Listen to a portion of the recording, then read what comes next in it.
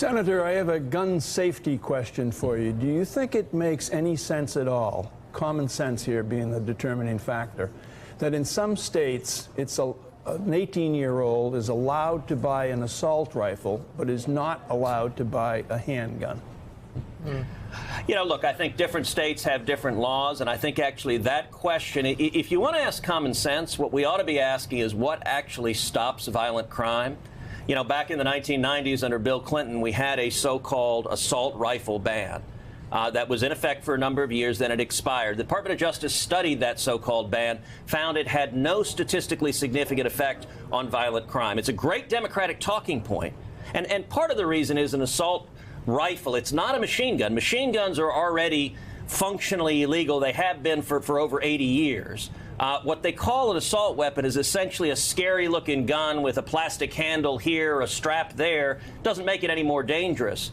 If you want to stop crime, well, wait. The studies, even Pentagon studies, show that weapons like the AR-15 actually are designed to be more lethal. And there were actually, and I've talked about the article a good bit. There was an article in the Atlantic in 1981 where actually they did an after-action report, and there was criticism that a gun much like the AR-15 wasn't used in Vietnam because it was lighter, it was more lethal, and it was more of a killing machine than the guns that our soldiers were using in Vietnam. So it is designed to kill more effectively, more efficiently. Joe, the firing mechanisms, the lethality of an AR-15 is indistinguishable from many deer rifles. When we were having this debate in 2013, Dianne Feinstein proposed her so-called assault weapons ban. I put up a picture of one of the most common deer rifles in America, owned by millions of Americans. Under the statute she introduced, that was not a, quote, assault rifle.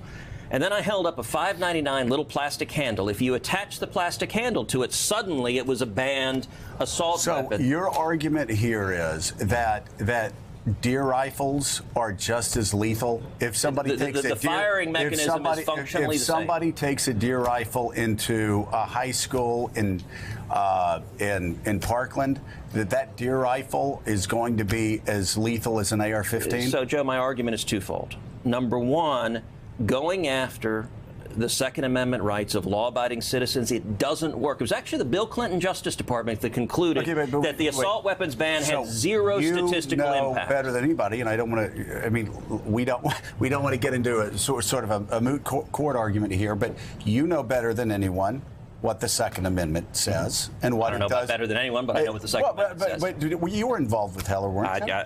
You were involved with represented 31 states in Heller. And so you know that at least where it stands right now, Scalia said that the Second Amendment means that people have a right to keep and bear arms in their homes. They have a right to have handguns in their home. They have a right to have shotguns in their home. He didn't just say in their home, by the way. The home is not a qualifier. But if you go from 2008 and the decision in 2010 all the way through now, obviously the Supreme Court has denied cert time and time again for limitations on assault-style weapons, for limitations on carry, for limitations on just about everything but what you and others successfully argued in Heller. So having an Remember, Heller was about a semi-automatic handgun, which the Supreme Court said the Second Amendment protected and the District of Columbia couldn't ban. But you know, though, that every American doesn't have a constitutional Second Amendment right to carry an AR-15. Let me answer. Yes or no?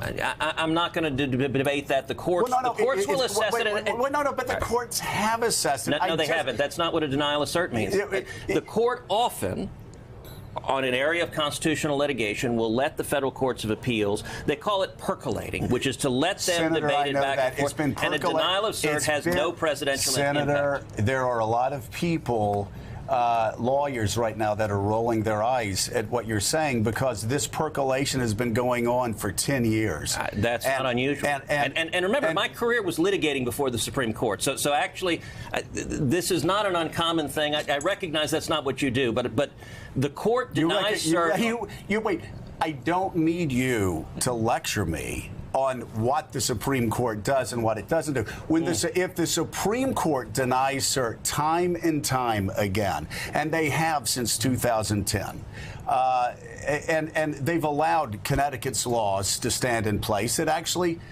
ban assault-style weapons.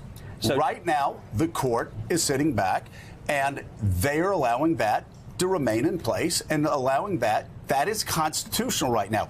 There is not a constitutional right, and you know it.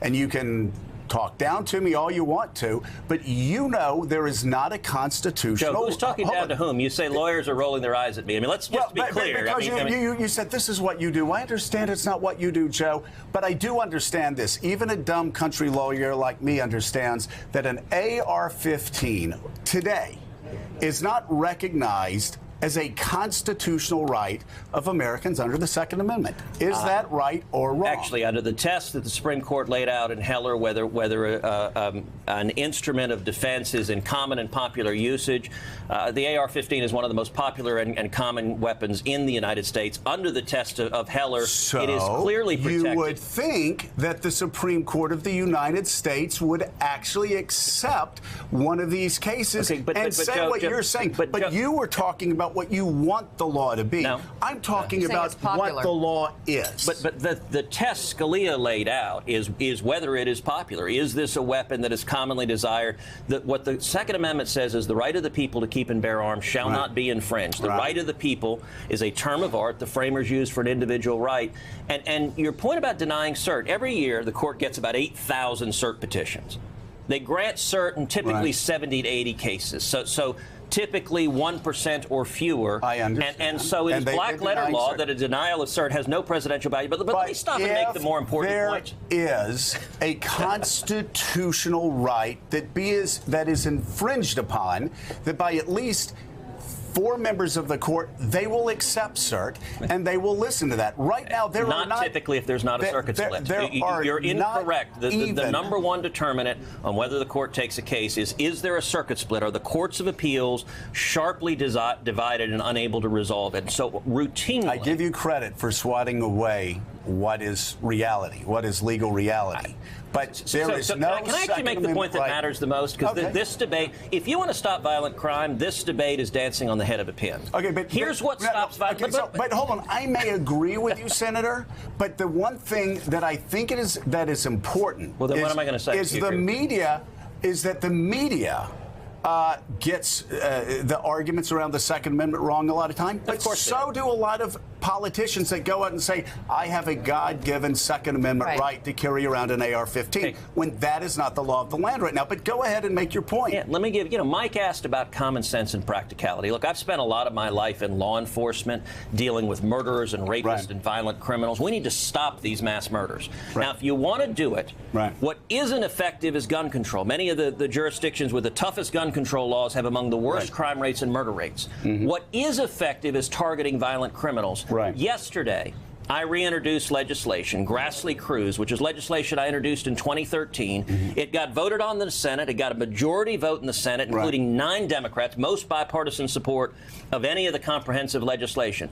What did Grassley-Cruz do? Number one, it increased funding for school safety by $300 million. The Obama administration had cut that. If Grassley-Cruz had passed, if Harry Reid and the Democrats hadn't filibustered it, that could have meant that another armed police officer would have been at Parkland and could have intercepted this gunman before he murdered those teenagers. In addition to that, Sutherland Springs, my home state of Texas. They had 4 or 5. Sutherland Springs was the worst church shooting in history. Now, Joe, I stood in that sanctuary the day after that shooting. I stood with those families, held those families, cried with those families, prayed with those families. One of the most maddening things about Sutherland Springs, the shooter there, it was already illegal for him to possess a firearm, doubly so. He had a felony conviction, and he had a domestic violence conviction. So why did he have a firearm? He had a firearm because the Air Force under President Obama failed to report the conviction to the background database. So what, do you support what Cornyn and Murphy are trying to pass right now? I actually think that it has due process problems on one side, but more fundamentally, it doesn't do nearly enough. Grassley-Cruz does much more to strengthen the background check system. It incentivizes states to report convictions. So let me ask you this question, and this is where I thought you were going, because even Michael Bloomberg will say that banning assault-style weapons won't dramatically cut down on the number of gun deaths in America. The problem has much more to do with handguns illegally moving around in areas like Chicago. But what do we do What do we tell our children when it is obvious that there is an epidemic, that there are people that are copycats that are going in, buying an AR-15, going and shooting up schools, shooting up churches, shooting up country music concerts? We're going to disagree on the practicality of banning assault-style weapons. But what can Democrats and Republicans do to make sure that all of our children don't go to their schools or their colleges fearful that they're going to end up being shot up, which they do now, and I'm sure your children do as well? Look, what we can do is pass Grassley-Cruz. Grassley-Cruz would have directed the Attorney General to audit every federal agency, make sure that every conviction is reported. That meant that the shooter in Sutherland Springs, the Air Force would have reported his convictions. But the second piece, and this is even more important, the Department of Justice for a long time has failed to prosecute felons and fugitives who tried to illegally buy a firearm. So, for example, in the year 2010, 48,000 felons and fugitives tried to illegally buy a firearm. Mm-hmm. Out of those, the Obama Justice Department prosecuted 44. 44 out of 48,000. I think that's completely unacceptable. What Grassley-Cruz did is created a gun crime task force at the Department of Justice, funded prosecutors, so if you're a felon and you try to illegally buy a gun, you go to jail. In Sutherland Springs, what that meant is a year before the shooting, that shooter went in, lied on a background form. He checked, no, I don't have a felony conviction. No, I don't have a domestic violence conviction. Those were separate felonies. If Grassley-Cruz had passed, if the Democrats hadn't filibustered it, the Department of Justice would have prosecuted that shooter when he lied on that form, and he would have been in federal prison instead of in that sanctuary murdering innocent men, women, and children. We can do a lot on this, but it won't be effective to give speeches demagoguing law-abiding citizens and gun owners. What is effective is target resources and put violent criminals in jail. That's what I've been leading the efforts in the Senate to do. You asked, what should we do to make our schools safer? We should take up Grassley-Cruz and pass it. And I would encourage you, the next time you have a Democrat on this show, ask them why they filibustered Grassley-Cruz. You're saying take up Grassley-Cruz. You're very good. You've said that. Boom, boom, boom. And so I'm going to look into it. And first of all, I want to say that I do believe you're wrong on where we stand as far as constitutional rights with AR-15s. But I will say, bless your heart, it's a good argument. But we do agree on Texas barbecue. Hear, hear. So thank you. Good job, Appreciate guys. you coming in. And I really do hope you. How do you put up with him? It's really hard. Fun. It's really It's just a barrel of laughs. Listen, I want